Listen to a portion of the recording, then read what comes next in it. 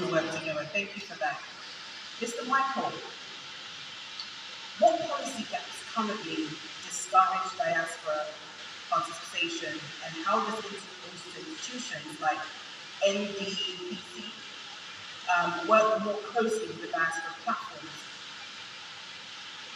Great, thank you very much. The diaspora as the team to bridge, we must look at it as a functional constituency that we work with. So we're not looking at geography or where anybody is located. It's a functional constituency, so we open it up and it doesn't matter the country or anything. We can easily connect with our development planning system. So you asked about that. I would say embassies and the planning commission, it was one of the indicators that we take from the Foreign Affairs Ministry to report in our annual progress report each year.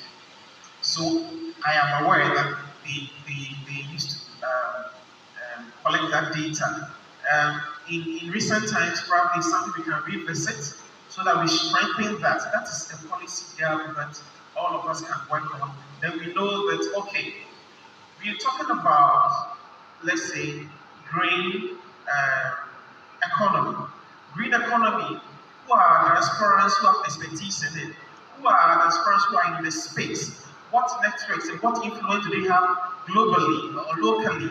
And how many of them are even in the country currently that we can connect with? So I would say that the gap is a solid database that we can use to coordinate the diaspora activities in our planning system.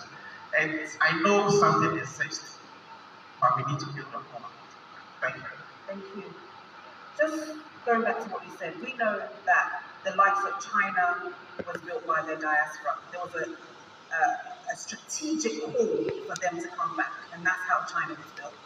The same with Singapore.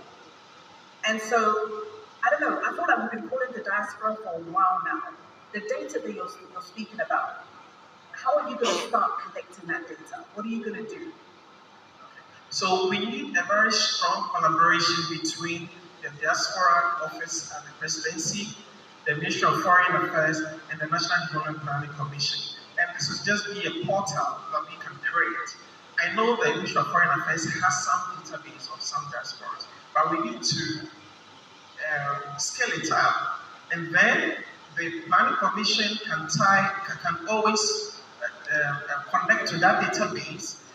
That anything we do in the country, you asked about pharmaceuticals. If it's about pharmaceuticals, even to the point of the marketing of our pharmaceuticals, we know that, we have diasporas in this sector, in this country, who work with these companies, who work with these kinds of people, and we can connect it, and that will help us. So what we need to do is to have a very strong collaboration between the National Development Planning Commission of Ghana, the Diaspora Office at the Presidency, and the Ministry of Foreign Affairs. And this will take us a long way. Because I know the diasporas are ready.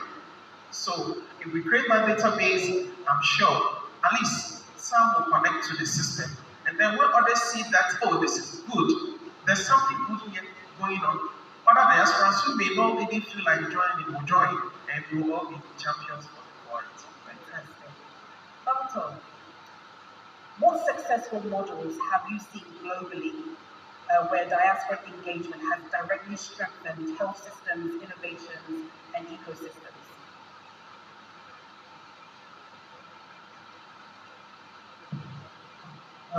Thank you very much.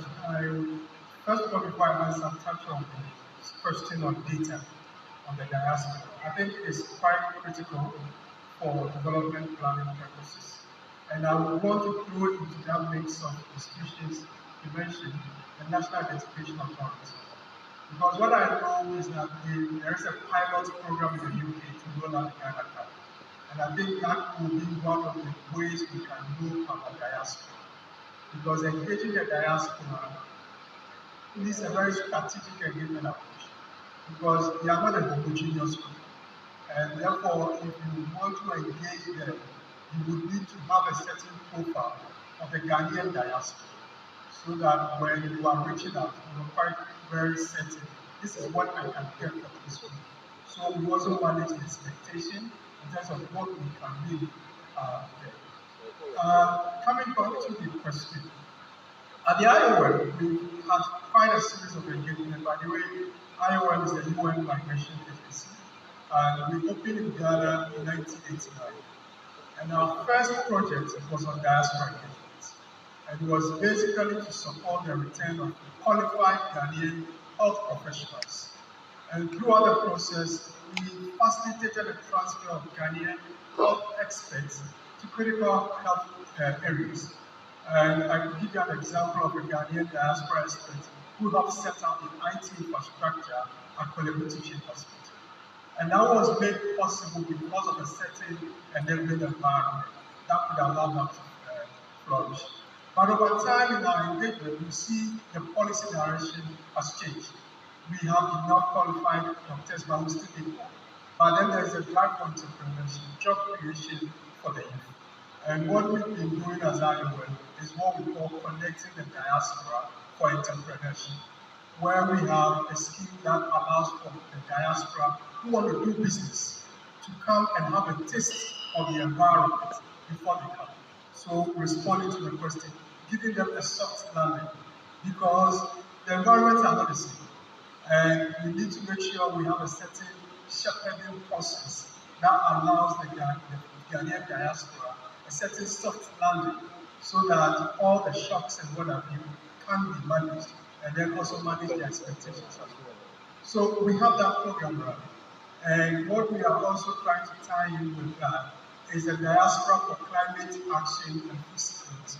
And we know this has also come up as one of the critical areas in terms of the orange economy, the circular economy, and what have you. And we're working with diaspora organizations to see what the expertise are in terms of helping fix some of the climate issues Ghana is experiencing now or likely to experience. And so for IOM, this is what we have been basically doing in terms of working with the partners within the government to make sure we provide safe access for the diaspora to contribute to our national development. We're going to open the floor for questions. If you have any question, please put your hand up. Okay, I see Mummy, I see, where's the, okay. Do we have the mics? Rattle about, or we talk a lot. Do we make our information available online? I'm not sure if we have enough information online. So I want to ask how often, maybe I'll direct it to the Ministry of Foreign Affairs, how often do we update our systems to make available information? And also not to them alone, but generally, I think we should make information available to the diasporas. Thank you. Thank you. I don't think we have anybody from Ministry of Foreign Affairs. A lot of collaboration with the Ministry of Foreign Affairs. I'm here. Let me see. Yes. So each year there's what we call the annual progress report for Ghana, and we take data from the Ministry of Foreign Affairs as well as other ministry departments and agencies, and we write that report. And that report is always put online. If you go to the National Development Commission's website right now, you will see that report there. And you see quite a chunk of things that the Ministry of Foreign Affairs did for last year. So we normally report for, it's an annual progress report, so obviously this year has to end before we. So the one for last year is online, you can have it. Again, on the website for the Ministry of Foreign Affairs, they have a lot of information there actually. And sometimes, if I have need for some information, I go there first. In fact, I go there first to fetch it. If I don't get it, then I get in touch with the relevant office or bureau, and they give me the information. So do we have information? We have a lot of information online. Except that if you need some specific information you don't get, you can always write to the ministry to fence you with that kind of information. Okay, next question. Okay, thank you very much. My name is Nana Tmanpempe. founder and executive director of Scottish Ghana Foundation.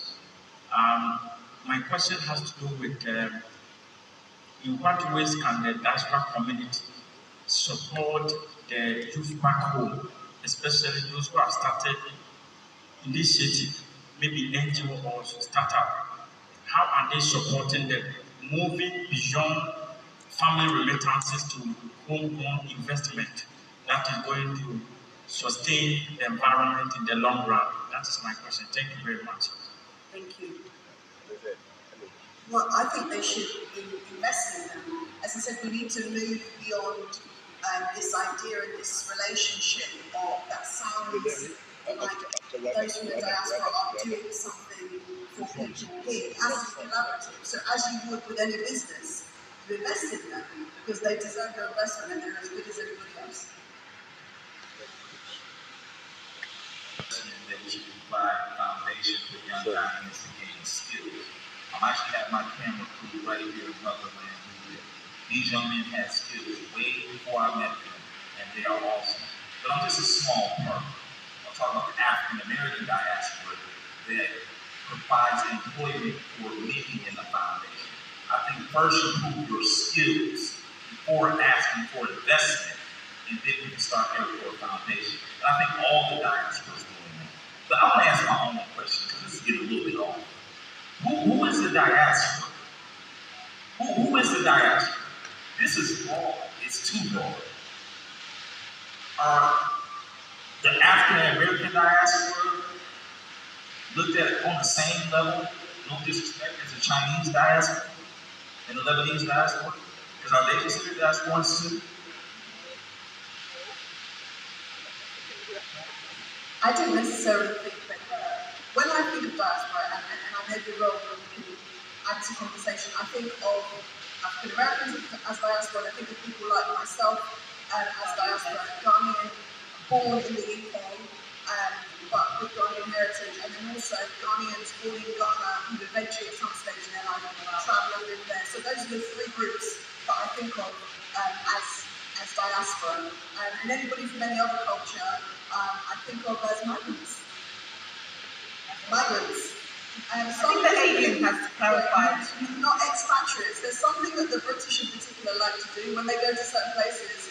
Whereas they call people within their country that are not from their immigrants, they will call themselves expatriates. Immigrants are immigrants. There's no special.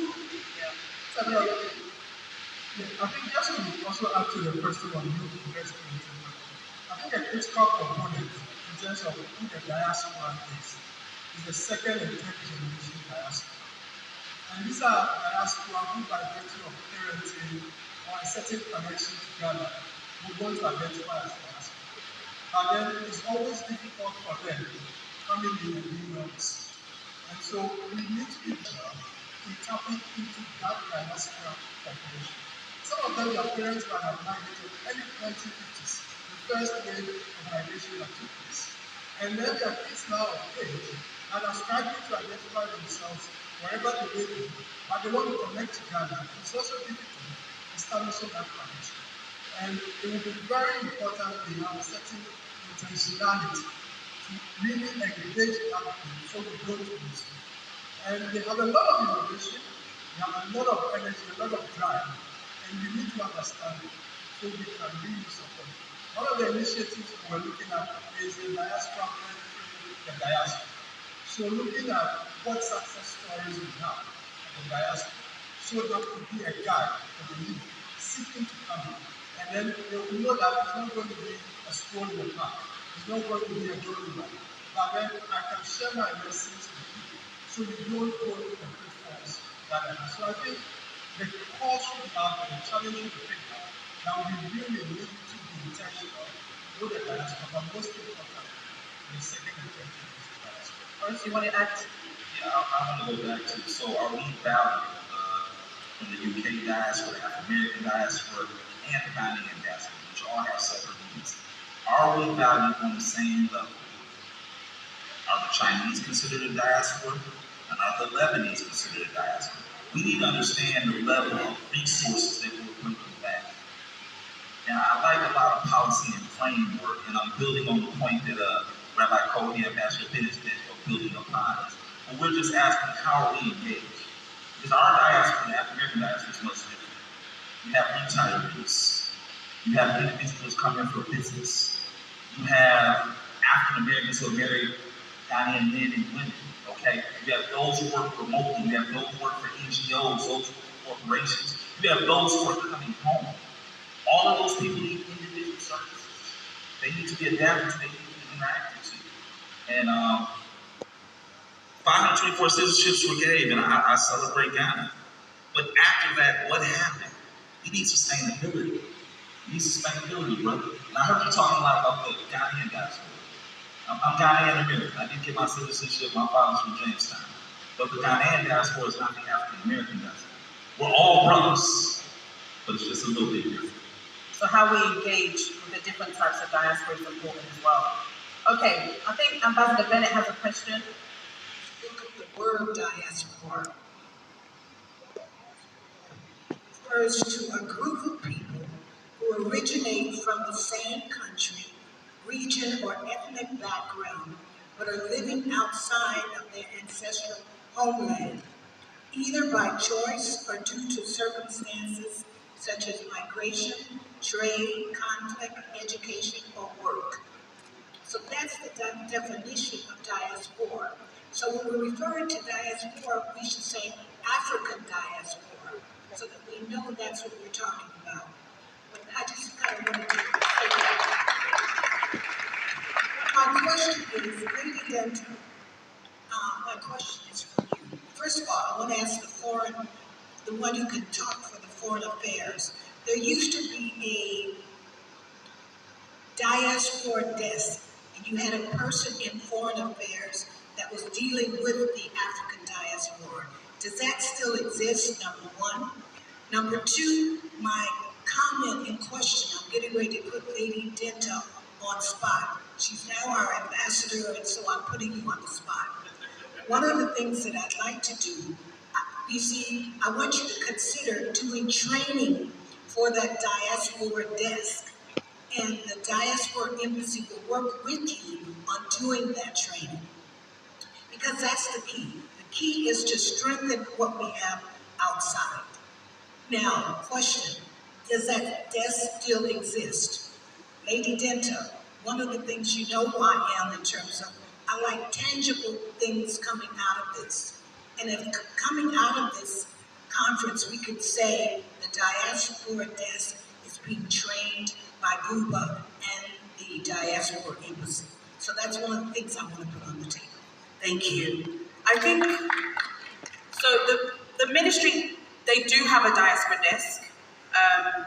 They definitely do. It's bigger than that. So there's the diaspora affairs at the ministry. So it's a bit beyond this.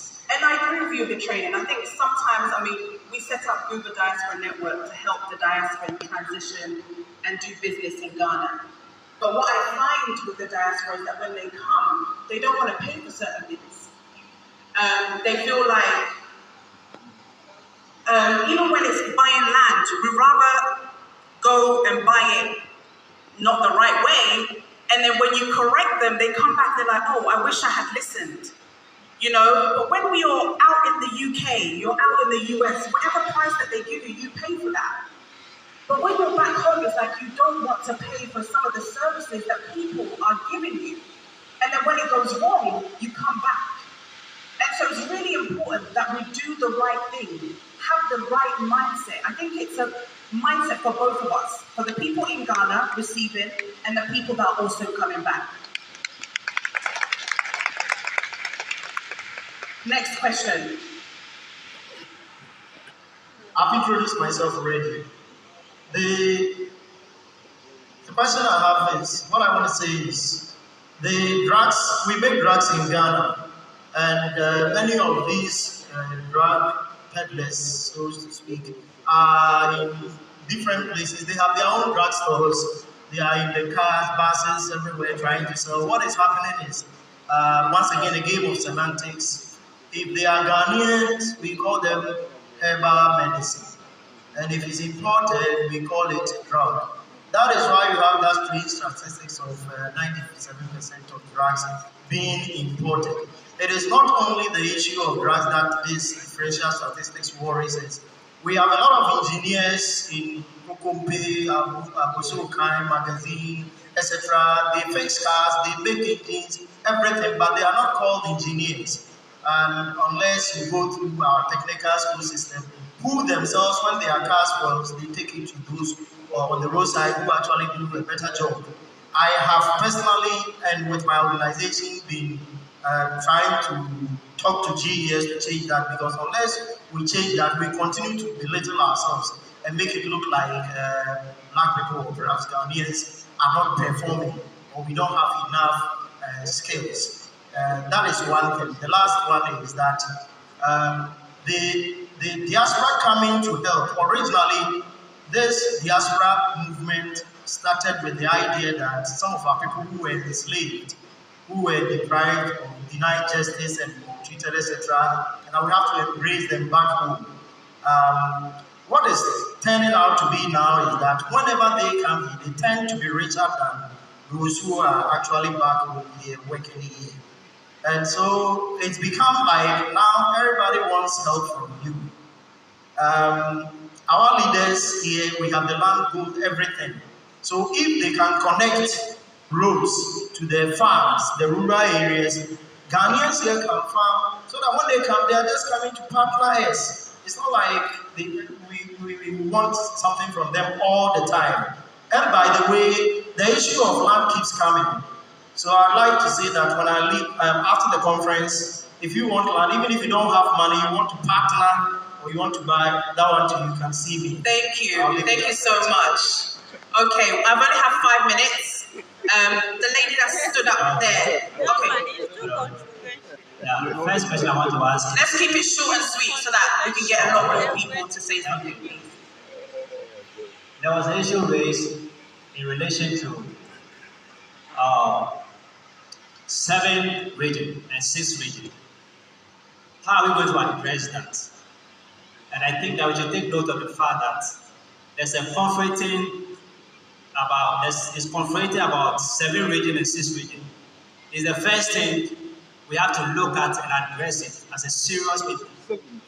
The country or the state must recognize that mistake and address it quickly. Number 1, the issue about diasporans and who is a diasporan. I believe that Indians, Lebanese, Chinese are foreigners. It is black people abroad, they are the diasporans. That has to be established. Then again, why do you put your money somewhere and your eyes does not follow where your money is going? And when your hands are bent, you blame everybody else as a Ghanaian. So the shortcut, when you are greedy, or you know shortcut, you bend your fingers. So I beg you, if you are buying land, you must do a search and be sure that the one selling the land for you own it. What they do to you as a diaspora, they also do it to us as Ghanaians. If you drop your guard. So please, everybody should have his guards on. When you are putting money somewhere, your eyes should follow where the money is going. Be involved in the management of it. So the issue about youth, if a youth have a business and you want money into it, but we're running out of time properly. So you don't bring anybody. Thank you so much. I think I'm going to go to the last one, which is Honorable His Excellency.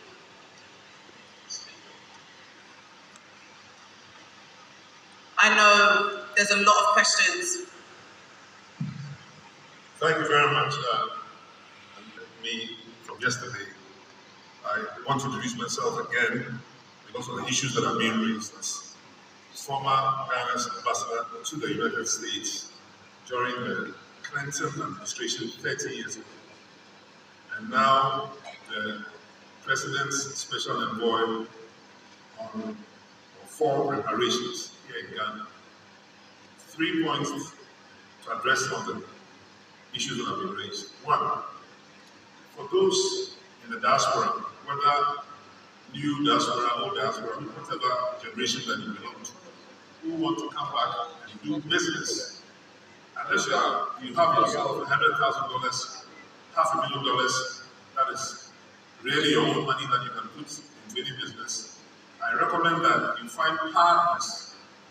Find your own partners, preferably in the United States, before even coming to look for Ghanaian partners, so that you have the capital that can really do a lot for your business. Part of the challenge we have both in Ghana and in the diaspora is the difficulty of people trusting each other and doing business together. The stock exchanges that we all look up to in the US, UK, wherever, are millions of shareholders of whether it is NVIDIA, whether it is General Electric or General Motors, is millions of shareholders, not just 3-4 people. But we have difficulty in aggregating our small capitals together in Africa as well as in the diaspora. Let's try to consolidate ourselves a little bit more. Then we can be taken more seriously. So I'm speaking now as the Foreign Minister of Trade and Industry of Ghana, when people come to do business, not just in diasporans, and I look at their business plan, I ask about their shareholding, you can say it's all a weak structure. That will not go too far. So that's the first suggestion. Thank you so much. So I'll go back to my panelists to kind of round up on your thoughts. Thank you very much. I'd like to read you mentioned NIA.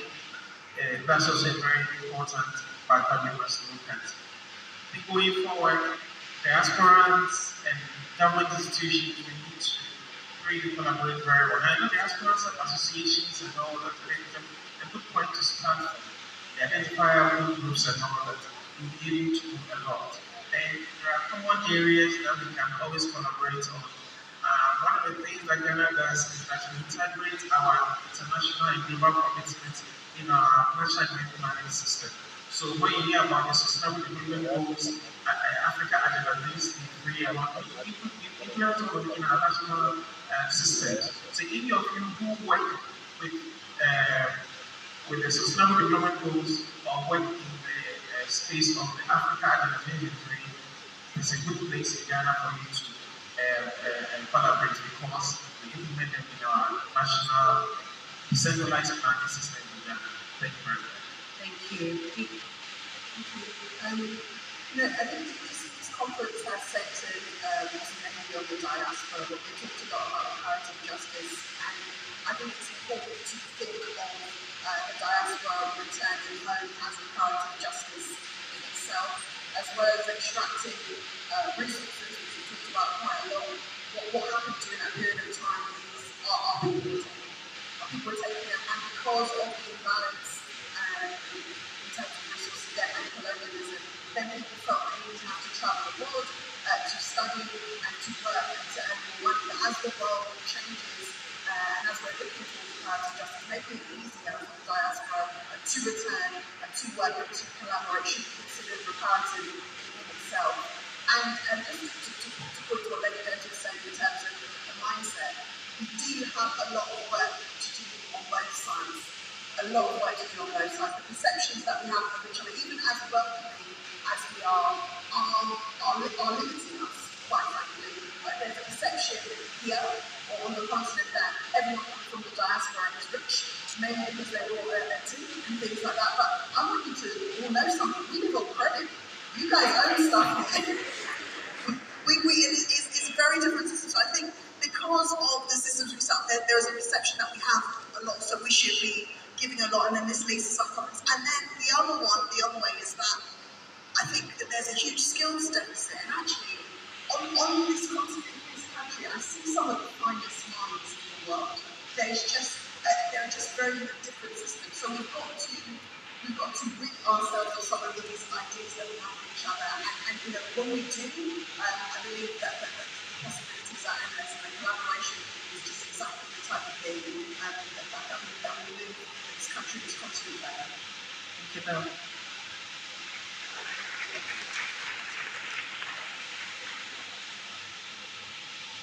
I think that we should always look at history, try to look at connections. Always look at history sort of to study where I'm moving in the future.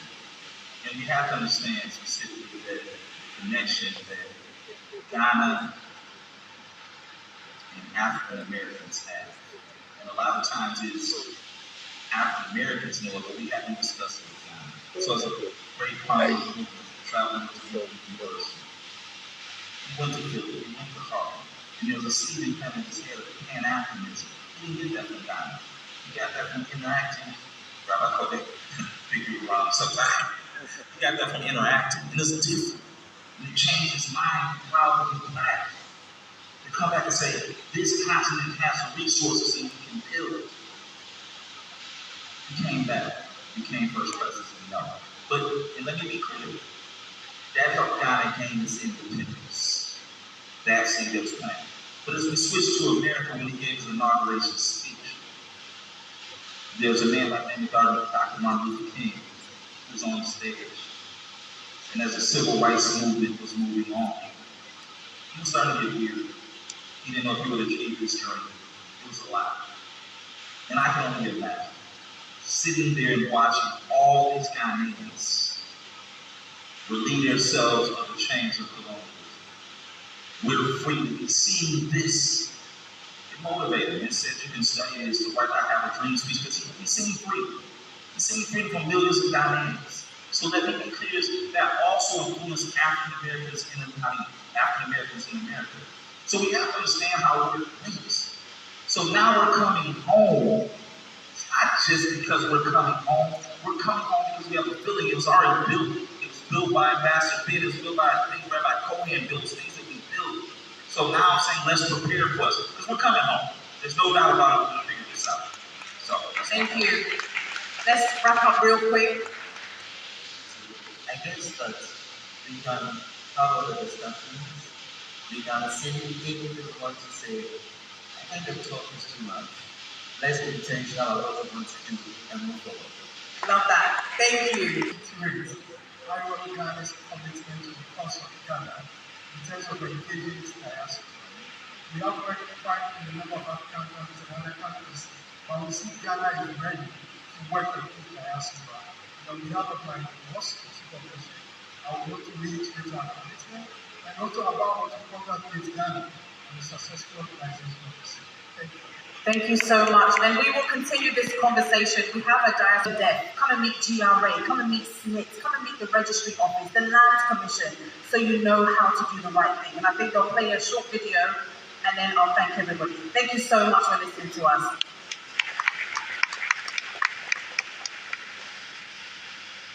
The video?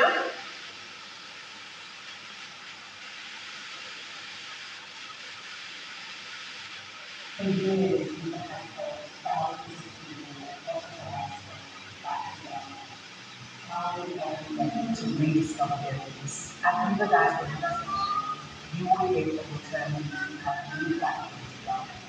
And from agencies to help and guide you step by step. Housing documentation, permits, immigration issues, land questions, schools, and business registrations. Come with your questions. Every single one of your questions will be answered on the day. The homecoming starts here. Get your tickets online now. Visit this space.